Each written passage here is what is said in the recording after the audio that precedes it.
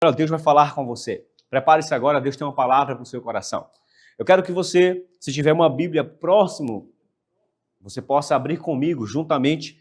Se não tiver, ouça agora a leitura. Nós vamos abrir no livro de 2 Reis, capítulo de número 4, versículo de número 8 até o 37. Este é o versículo que nós vamos basear a nossa mensagem nesta manhã da programação do Impacto da Fé. 2 Reis, capítulo 4, versículo 8 até o 34. Nós vamos aprender lições da mulher sunamita. O que aconteceu com essa mulher? Qual foram, de fato, as suas circunstâncias? E qual, de fato, foi o milagre que Deus realizou na vida dela? E o que podemos aprender com isso para fortalecer nossa fé e experimentarmos também as grandezas que Deus tem para a nossa vida. Tá certo? Estamos prontos? Leia comigo o texto, a porção da palavra, a riqueza eterna, a bússola da nossa fé, que é a palavra de Deus. Ela é a boca de Deus do ser humano.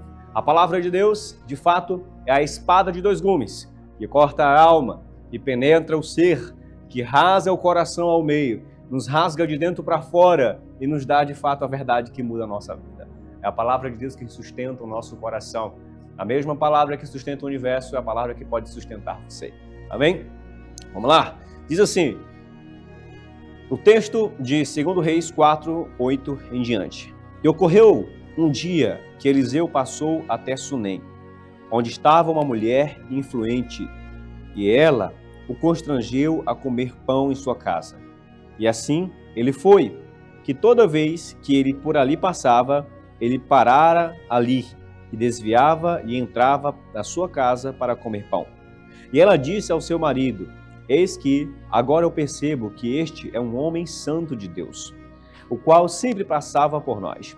Façamos uma pequena câmara, eu te peço, na parede, e coloquemos ali para ele uma cama, uma mesa e um banco, e um candelabro, e será que quando ele vier até nós, para que ele possa parar e repousar ali. E ocorreu um dia que ele veio ali, desviou-se para dentro da câmara e ali se deitou na casa da mulher. E ele disse a Geazir, o seu servo, chama essa sunamita. E quando ela havia chamado, ela se pôs diante do profeta. E ele lhe disse, diz agora a ela, eis que tu tens sido cuidadosa para conosco, com todo este cuidado. O que pode ser feito por ti? Desejarias tu ser recomendada ao rei ou ao capitão do exército? E ela respondeu, eu habito no meio do meu próprio povo. E ele disse, o que então possa ser feito por você? E Geazi respondeu, verdadeiramente ela não tem filho, e o seu marido é velho. E ele disse, chama ela. E quando ele a havia chamado, ela se pôs à porta. E o profeta disse, por volta deste tempo, segundo o tempo da vida, tu abraçarás um filho. E ela disse, não, meu senhor, tu, homem de Deus, não mintas a tua criada. E a mulher concebeu e deu à luz um filho, naquele tempo que Eliseu havia dito a ela, segundo o tempo da vida. E quando o filho estava crescido, ocorreu um dia que ele saiu até o seu pai, aos ceifeiros, e ele disse ao seu pai, ai, minha cabeça, a minha cabeça. E ele disse ao moço, carregai-o, o pai do menino disse ao moço, carregai-o até sua mãe. E quando ele lhe havia levado e trazido até sua mãe, ele se assentou sobre os joelhos dela e até o meio-dia, e então o menino morreu. E ela subiu e deitou o menino na cama do homem de Deus e fechou a porta de diante dele e saiu. E ela chamou o seu marido e disse, rogo-te que me envies um moço e um dos jumentos, para que eu possa correr atrás do homem de Deus e retornar. E ele disse, por que irás até aquele homem hoje? Não é nem lua nova, nem sabate. E ela disse, isto será bom. Ela então selou um jumento e disse ao seu servo, conduz e segue adiante, não detenhas a tua cavalgada por minha causa, exceto se eu pedir. Agora venha comigo para os últimos versículos para a gente aqui concluir. Então, a mulher disse, pedi eu um filho ao Senhor, não disse eu, não me enganes.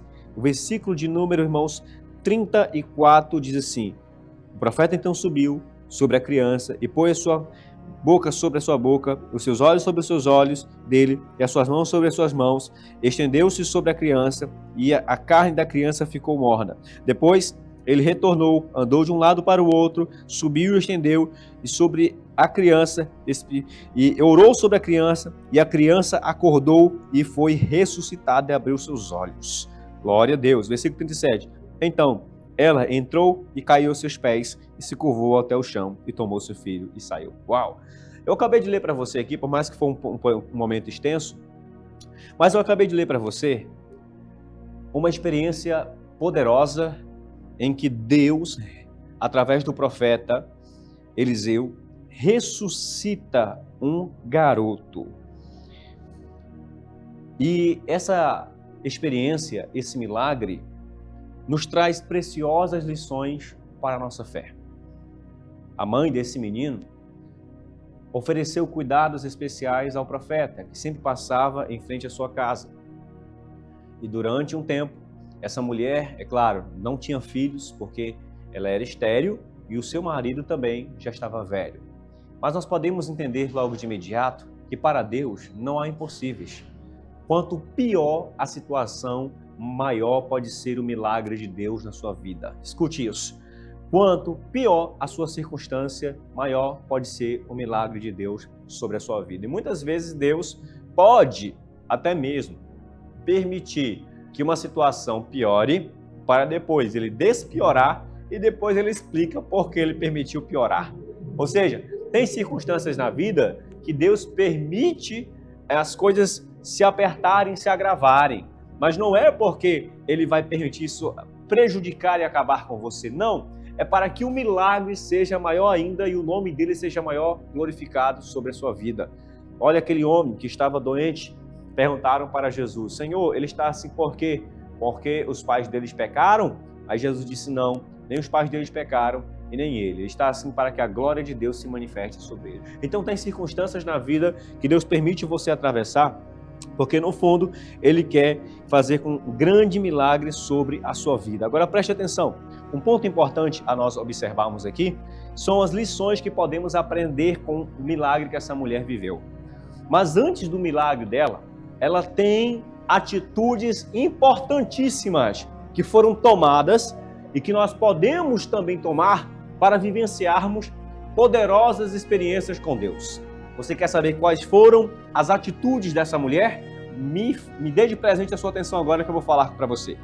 Em primeiro lugar, esta mulher, a sunamita, antes de ter o seu filho ressuscitado por Deus, ela aprendeu a priorizar o reino de Deus. O que significa isso?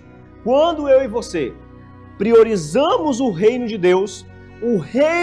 Deus prioriza você. O que eu quero dizer é o seguinte, quando você aprende a se importar com os interesses de Deus, Deus se importa com os seus interesses.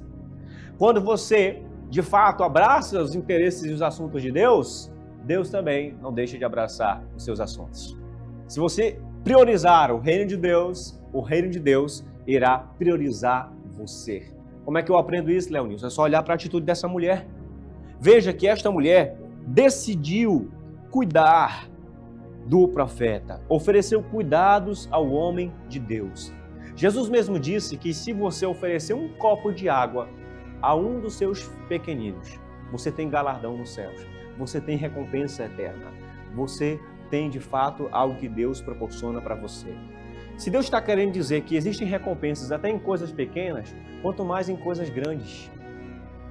Então essa mulher, ela se posicionou a cuidar desse profeta. E nós podemos observar que ela priorizou, ela podia estar muito ocupada, ela podia estar cheia de afazeres, mas ela se posicionou a cuidar de um homem de Deus. E o que Deus fez? Quando você prioriza as coisas de Deus, Deus também pode priorizar coisas que você pensava que não iam ser priorizadas por Ele. Veja que Jesus falou sobre a busca do reino de Deus em primeiro lugar. É importante nós observarmos que quando Jesus estava ensinando os seus seguidores, Ele nos mostra a solução para a correria da vida. Ele nos mostra a chave para o combate da ansiedade. A ansiedade hoje, de fato, é um dos piores males da sociedade. Nós somos uma sociedade ansiosa. nós somos uma sociedade da correria. A Bíblia diz que nos últimos dias os dias seriam trabalhosos. Significa que a nossa correria de lá para cá, ela vai se intensificar cada vez mais. Os homens estão correndo cada vez mais, uma velocidade mortal em busca das coisas da vida. E isso acaba lhe provocando, de fato, as ansiedades que carregam consigo, os sentimentos de pânico, as doenças da alma, as doenças psicossomáticas, as doenças mentais, psicológicas. Enfim, nós vivemos em uma sociedade doente porque nós estamos invertendo as nossas buscas, nós estamos invertendo o nosso buscar. Jesus olhou para aquela multidão e apresentou as 3 preocupações mais básicas que o ser humano pode ter. Sabe quais são elas? A preocupação com comer, beber e vestir. Jesus diz assim: ora, por que vocês andam ansiosos pelo comer, pelo beber ou pelo vestir? Jesus estava querendo dizer que tudo que o ser humano faz na vida é para isso. É para comer, beber e vestir. Não é isso? Jesus fala o seguinte, ele começa a mostrar o cuidado de Deus com a criação. Ele olha para os passarinhos e diz assim: olhem os passarinhos, vocês não observam que eles são alimentados por Deus? Todos os dias, cada passarinho desse, Deus dá o seu alimento diário. Aí depois Jesus olha para os lírios do campo, as flores, belas e vestidas de diferentes tonalidades e cores. Jesus diz assim: olhem para esses lírios, olhem para essas flores. Deus veste elas de maneira tão gloriosa, a ponto de serem tão belas quanto as vestes de um rei. Eles são tão belas quanto as vestes de Salomão. Jesus começa a mostrar que Deus cuida das coisas grandes e pequenas da terra. Então Cristo apresenta o cuidado do Pai com os seus filhos. Você sabe qual é a solução para a ansiedade? Você sabe como nós podemos combater a nossa ansiedade do dia a dia? Como, Léo Nilson? Receba essa chave aí na sua vida para combater a ansiedade. É quando nós aprendemos a ter uma consciência do cuidado de Deus nas nossas vidas. Quando você desenvolve essa consciência, essa dependência, essa confiança de que Deus está cuidando de você, você aprende a ser menos ansioso e aprende a entender que apesar das suas circunstâncias, Deus está no controle de tudo e que se você entregou a sua vida na palma da mão dele, pode ter certeza que se você pode tentar segurar as coisas com a sua mão, você pode até perder, mas você jamais vai perder aquilo que você entrega nas mãos de Deus. Se você crê nisso, então comece a receber o que eu estou dizendo para você. Se você priorizar o reino de Deus, o reino de Deus vai priorizar você. A Bíblia nos mostra que todo e qualquer trabalho no reino de Deus não será em vão no Senhor. Significa que todas as nossas obras, aquele grande dia, serão provadas. Tudo aquilo que você faz para Deus, o seu coração será avaliado. O seu coração será sondado. Deus repara nas suas motivações, nas suas intenções, de tudo aquilo que você projeta ou se move em direção ao reino de Deus. Veja bem, naquele grande dia, nós seremos julgados pelo fogo. As obras que são de palha, de feno de madeira serão queimadas, mas as obras que são de ouro, prata e bronze permanecerão. Que tipo de ilustração é essa, Léo Nilson? Veja bem, palha, madeira e feno são coisas que você consegue ver em qualquer lugar, né? Madeira em qualquer lugar. São coisas visíveis. Agora, ouro, prata e bronze são coisas mais escondidas, preciosas, ocultas, que exigem uma necessidade de busca. O que Deus está querendo mostrar? É que aquelas obras que são preciosas, muitas vezes ninguém vai estar vendo. Muitas vezes ela é resultado de uma intenção verdadeira do coração para com Deus. Se você realiza qualquer coisa para Deus e a sua real motivação é o amor a Ele e a edificação do seu reino, eu tenho uma boa notícia para você nesse dia. Deus está guardando um galardão para você, está guardando você para esse galardão. Existe uma recompensa poderosa. Agora, permita-me dizer por outro lado, se você realiza algo para Deus e a sua intenção não é amá-lo, não é edificar o reino, não é projetar a felicidade real das pessoas e nem servir o próximo, então não faça. Se você faz qualquer coisa para Deus e a motivação não é o amor, não realize. Não se mova. Se o seu desejo é ser visto pelas pessoas, aplaudido pelos homens, a sua recompensa é terrena. Jesus disse que qualquer motivação em relação ao reino de Deus ou à obra de Deus que seja baseada no interesse de receber aplausos humanos, essa recompensa será feita e construída apenas na terra. Mas deixe-me dizer algo para você. O sucesso humano não significa necessariamente o sucesso aos olhos de Deus. Ser aplaudido pelos homens não significa que você será aprovado por Deus naquele grande dia. Ter status, amigos e dinheiro não significa que naquele grande dia isso irá aprovar a sua vida diante do grande trono branco daquele que julgará as nações. Verdadeiramente, eu quero dizer para você, ser aprovado pelos homens não significa necessariamente ser aprovado por Deus. Deus sonda os nossos corações. Deus sonda as nossas intenções em relação ao reino dele. Mas permita-me trazer a você, e ouça esse pregador, que se você priorizar o reino de Deus irá priorizar você. Jesus disse, busque o reino de Deus em primeiro lugar. E ele diz assim, eu me garanto de fornecer o que você precisa e o que você necessita. Ele promete, ele declara, Deus se compromete em dizer que se você colocá-lo em primeiro lugar, ele não vai deixar você morrer. E morrer, eu falo, é claro, no sentido aqui físico, né? Até porque a morte para o cristão, ela foi aniquilada. Você sabe que o maior medo do ser humano é a morte? Sabe por quê? O ser humano teme a morte porque ele não sabe o que tem depois dela. E qual é a maior e a pior morte? Jesus já disse que a pior morte é morrer em nossos próprios pecados. Lá na cruz do Calvário, quando Jesus estava sendo crucificado, existiam 2 ladrões ao seu lado. Na verdade, o Calvário e o momento do Calvário, da crucificação, da redenção, foi realizado foi na verdade historificado por 3 pessoas, Jesus e mais 2 ladrões. Só que cada um deles tiveram uma experiência com o pecado.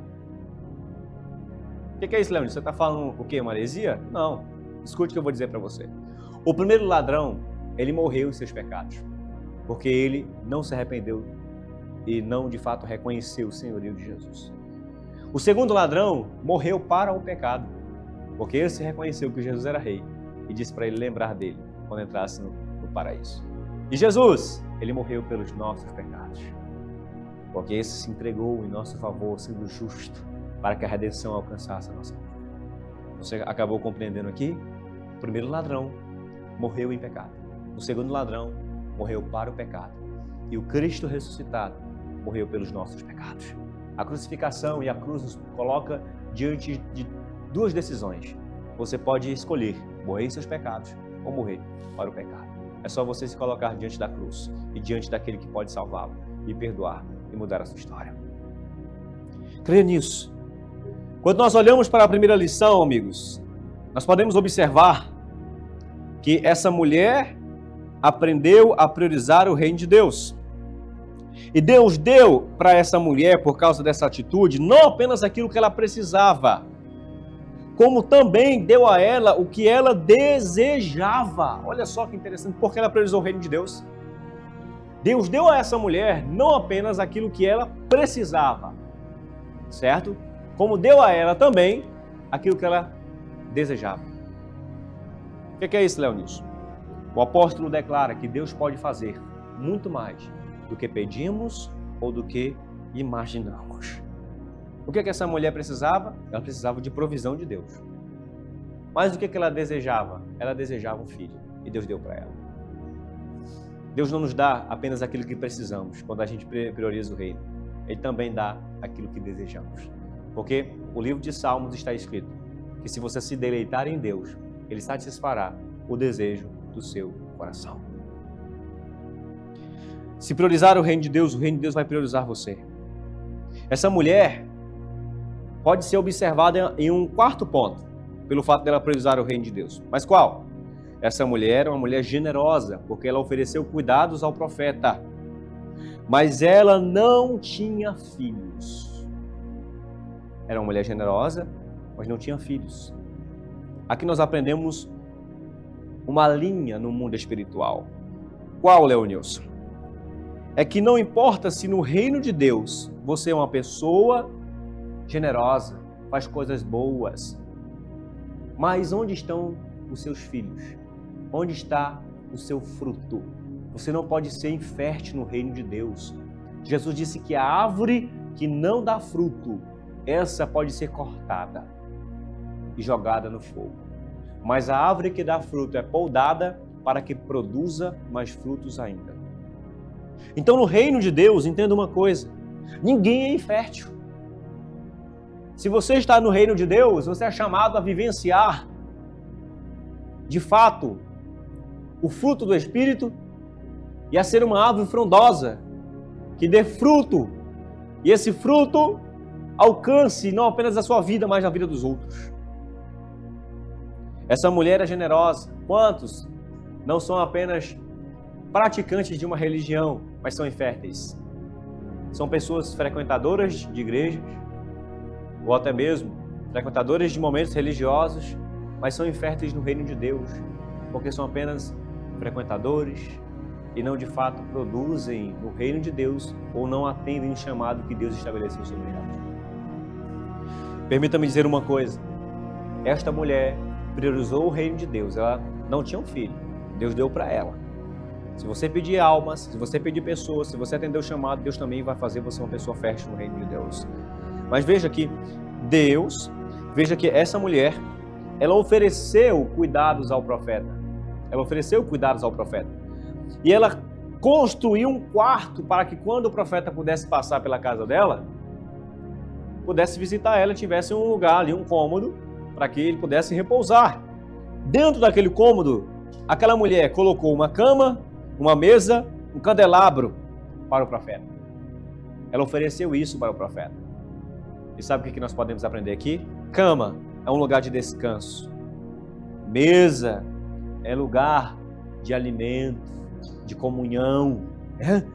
E candelabro é luz e direção. Ofereça isso às pessoas para você poder produzir e ser fértil no reino de Deus. Ofereça descanso. A sua palavra tem que ser palavra de vida, não palavra de morte. Da boca pode sair algo que possa construir as pessoas ou destruí-las. Você pode trazer uma palavra que pode trazer refrigério para alguém, ou você pode fazer parte daqueles que apedrejam com a língua as pessoas até elas caírem no chão. Se a sua boca abençoar as pessoas, essas bênçãos voltarão para você. Agora, se a sua boca amaldiçoa as pessoas, tome cuidado, porque você pode ser testado pelas suas próprias palavras. Se você é daquele que faz parte, daqueles que possuem gosto em humilhar, em amaldiçoar, em escarnecer, em zombar, tome cuidado. Você pode ser provado pelas suas palavras.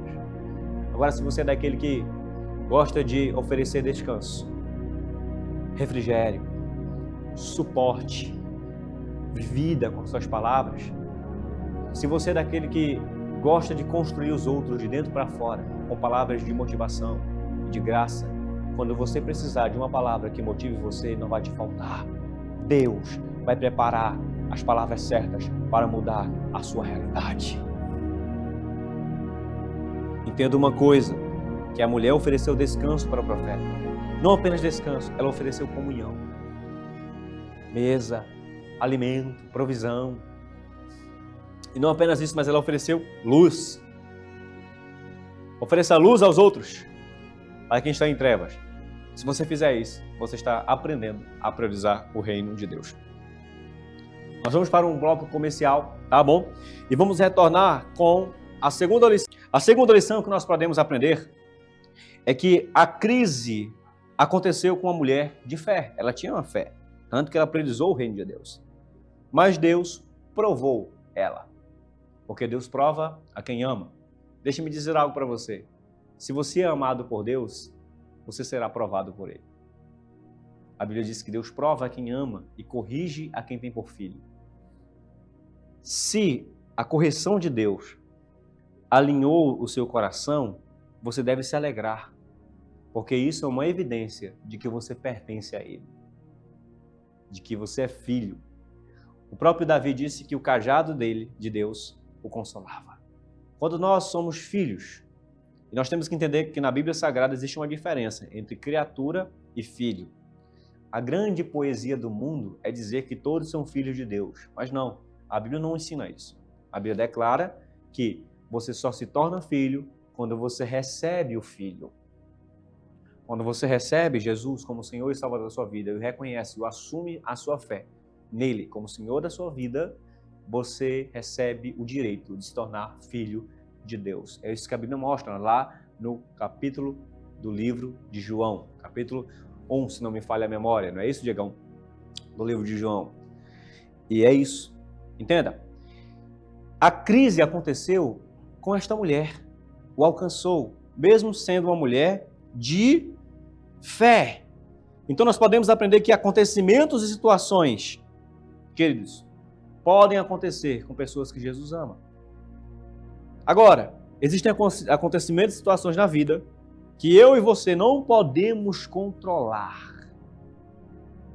Como? Quais são os exemplos? Por exemplo, Jó. Jó foi acometido por circunstâncias na vida que ele não tinha controle sobre aquilo. E ele não sabia o que estava acontecendo no mundo espiritual. Muitas vezes nós queremos controlar Deus e não compreendemos que é Deus que está no controle da nossa vida. Agora, nós podemos observar que o próprio Jesus também permitiu tempestades na vida dos discípulos para dar a eles experiências maiores. Deus pode permitir certas tempestades na sua vida, não é porque Ele vai permitir que a tempestade devore você, mas é porque Ele quer te dar novas experiências com Ele. É só você observar, quando Jesus pediu para os discípulos atravessarem para o outro lado do mar, os discípulos foram acometidos por uma tremenda tempestade. Jesus não acalmou aquela tempestade, ele veio andando sobre as águas. Então Pedro pede para reconhecer Jesus, se de fato era ele, para que ele pudesse ir andando sobre as águas em direção a Jesus. E Jesus chama Pedro. Jesus não acalmou a tempestade de imediato, porque ele poderia, mas ele não acalmou, porque ele queria dar uma experiência para eles. Se Deus ainda não acalmou essa tempestade, não resolveu ela, é porque ele quer te dar experiências com ele dentro dessa tempestade. Aprenda isso. Entenda isso.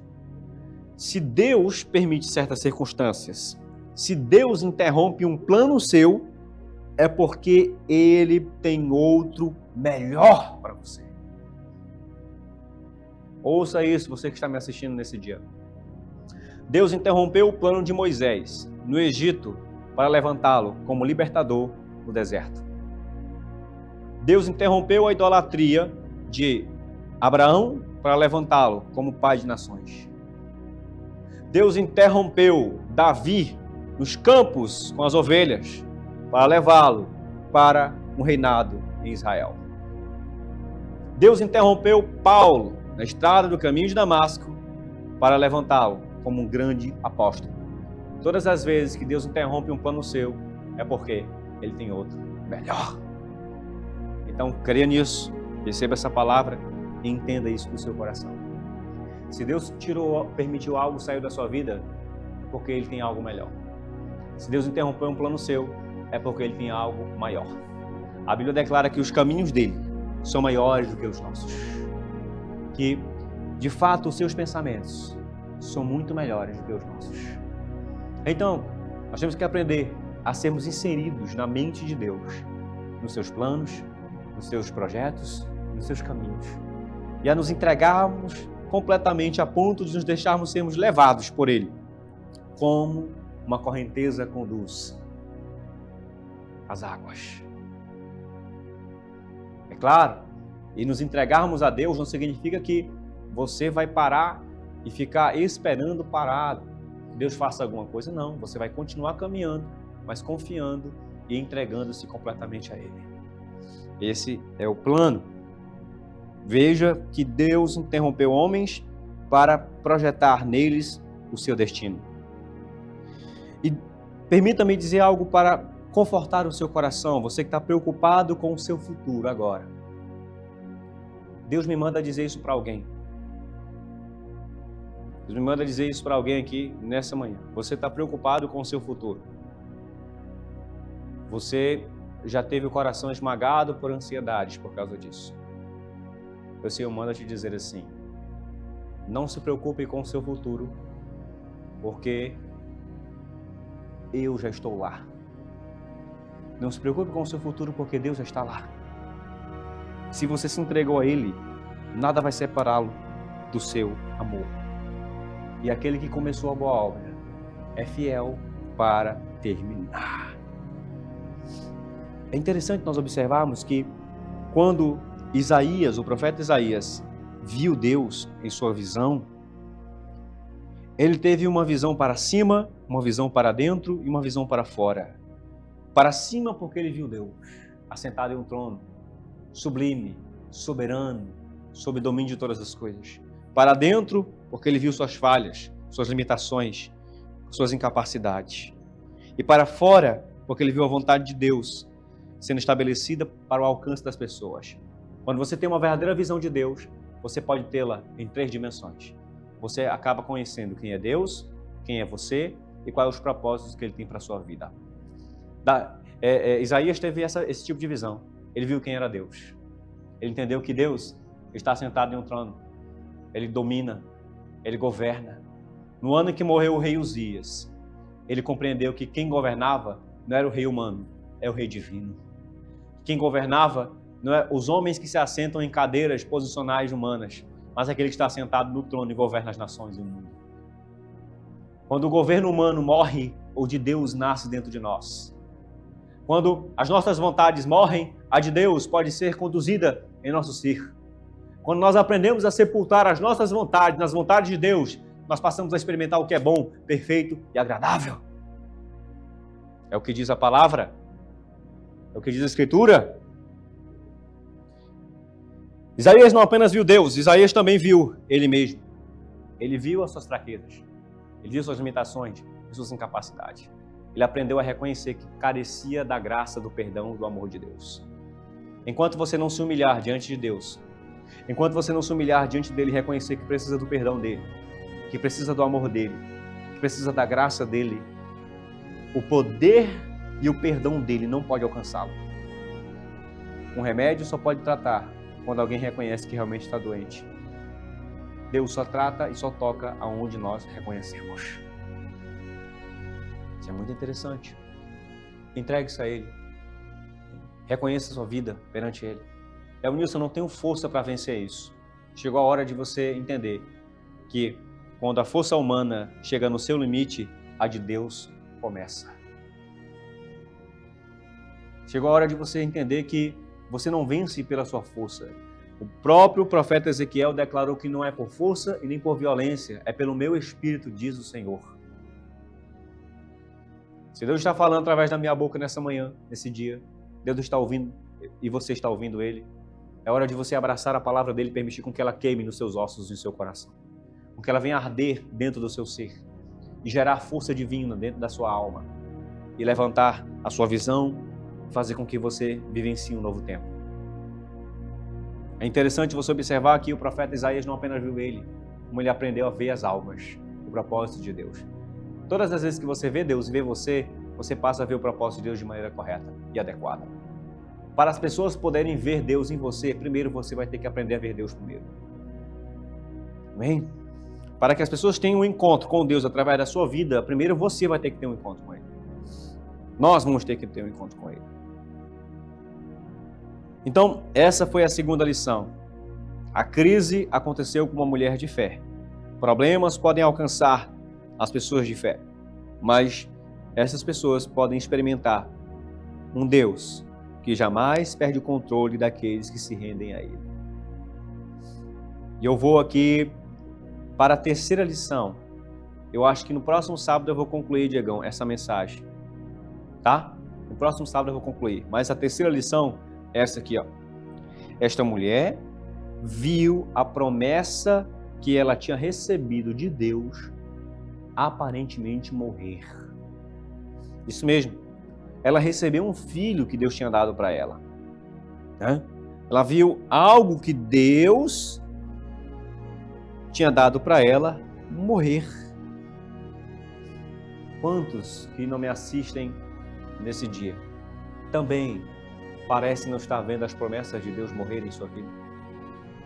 Quantos que me assistem nesse dia não estão vendo a sua esperança morrer, seus sonhos, seus planos, seu ânimo, sua esperança, sua fé? O que tem morrido em você? No fundo, você pode sorrir para as pessoas, mas você não esconde de Deus o que acontece dentro de você. No fundo, você pode estar cercado de gente, mas o vazio continua aí dentro. Alguma coisa está morrendo em você. E você precisa entender que Deus sopra vida em tempos de morte da nossa realidade. Se você quer receber isso, prepare-se. Essa mulher recebeu algo de Deus, mas viu isso morrer, que foi o seu filho. E ela experimentou algo poderoso. Então, quando ela viu aquilo que ela tinha recebido de Deus morrer aos poucos, que foi o filho dela, ela tomou atitudes em meio à sua crise. E quais foram essas atitudes, Leonilson? Em primeiro lugar, essa mulher não contou o seu problema para quem não podia resolver. Essa mulher, ela pega o seu filho, coloca o filho morto dentro do quarto do profeta e se planeja ir até o profeta. Ela não falou para o marido que o filho tinha morrido. Ela não falou para as outras pessoas. Ela guardou aquilo. Não conte os seus problemas para quem não pode resolvê-los. Para quem não pode solucioná-los. O esposo dessa mulher era um homem religioso, mas essa mulher tinha fé. Ela sabia que a religião não tinha capacidade de trazer vida para o filho dela. Apenas um encontro de fé com o profeta e com a palavra de Deus. Isso é maravilhoso. E essa mulher, queridos amigos, espectadores, experimentou o sobrenatural de Deus. Ela não contou o seu problema para quem não podia resolver. Quanto de nós, abrimos a alma, abrimos o coração para pessoas que não possuem maturidade, para pessoas que não têm uma direção espiritual para nós. Os conselhos são carnais, as experiências são humanas, puramente humanas. Se você abre a sua vida, ao seu coração, para quem não pode resolver, ou para quem até mesmo carrega algum tipo de sentimento contrário à sua vida, você está tomando uma atitude errada. O seu problema não será solucionado. Você tem que aprender a levar o seu problema e a sua circunstância à direção certa.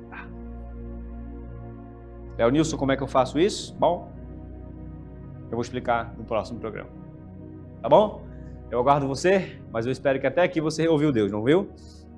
Primeira lição de hoje. Priorize o reino de Deus e o reino de Deus vai priorizar você. Segunda lição. A crise pode até acontecer com pessoas de fé. E Deus prova a quem ama. Mas Deus nos mostra que sempre esteve no nosso presente e no nosso futuro. Ele está no controle de tudo. Ele vai trazer renovo para você. Em terceiro lugar, esta mulher viu aquilo que era de Deus morrer. Mas ela tomou atitudes. E a primeira atitude que ela tomou foi não contar os seus problemas para quem não podia resolver. Ela foi na direção certa. Nós vamos trazer o próximo caminho, as próximas lições, se Deus assim nos permitir, no próximo programa, se Jesus não voltar até lá. Então aproveita para você voltar para Ele, para você se voltar a se entregar a Ele.